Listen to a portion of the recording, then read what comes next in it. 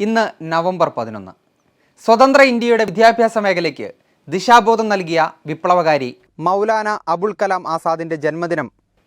ഇന്ന് മാനവശേഷി മന്ത്രാലയത്തിൻ്റെ ആഹ്വാനപ്രകാരം ദേശീയ വിദ്യാഭ്യാസ ദിനമായിട്ടും രാജ്യം ആചരിക്കുകയാണ്. 14 വയസ്സ് വരെ മുഴുവൻ വിദ്യാർത്ഥികൾക്കും സൗജന്യ വിദ്യാഭ്യാസം എന്ന വിപ്ലവകരമായ ആശയം ഇന്ത്യയിൽ ആദ്യം ഉയർത്തിയതും നടപ്പാക്കാൻ മുൻകൈയെടുത്തതും അദ്ദേഹമാണ്. പെൺകുട്ടികൾ വിദ്യാഭ്യാസം നേടണം എന്നതും അദ്ദേഹത്തിൻ്റെ ആദർശമായിരുന്നു.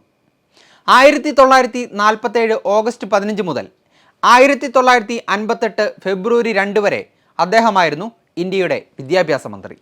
വിദ്യാഭ്യാസ രംഗത്ത് ഇന്ത്യ ഇന്ന് കാണുന്ന എല്ലാ നേട്ടങ്ങൾക്കും ചുക്കാൻ പിടിച്ചവരിൽ പ്രധാനിയായിരുന്നു മൗലാന അബുൽ കലാം ആസാദ്. നവംബർ 11 വിദ്യാഭ്യാസ ദിനമായി ആചരിക്കാൻ 2008 ആദ്യത്തെ ആഹ്വാനമുണ്ടായത്. അന്നു മുതൽ എല്ലാ നവംബർ 11 ആസാദിൻ്റെ ഓർമ്മയെ ആദരിക്കുന്ന രാജ്യം വിദ്യാഭ്യാസ മേഖലയിലെ പുരോഗതിയിലൂടെ അദ്ദേഹത്തോടുള്ള കടപ്പാടും രേഖപ്പെടുത്തുകയാണ്. പ്രാഥമിക വിദ്യാഭ്യാസം മാത്രമായിരുന്നില്ല ആസാദിൻ്റെ ലക്ഷ്യം. തൊഴിലധിഷ്ഠിത വിദ്യാഭ്യാസത്തിൻ്റെ പ്രാധാന്യം അദ്ദേഹം മനസ്സിലാക്കിയിരുന്നു. അതിനുള്ള ആദ്യത്തെ നടപടികളും അദ്ദേഹം കൈക്കൊണ്ടിരുന്നു. ദാരിദ്ര്യം ഇല്ലാതാക്കാനുള്ള ഏറ്റവും നല്ല മാർഗം എല്ലാവരും വിദ്യാഭ്യാസം നേടുകയാണെന്ന് ആസാദ് അഭിപ്രായപ്പെട്ടിരുന്നു.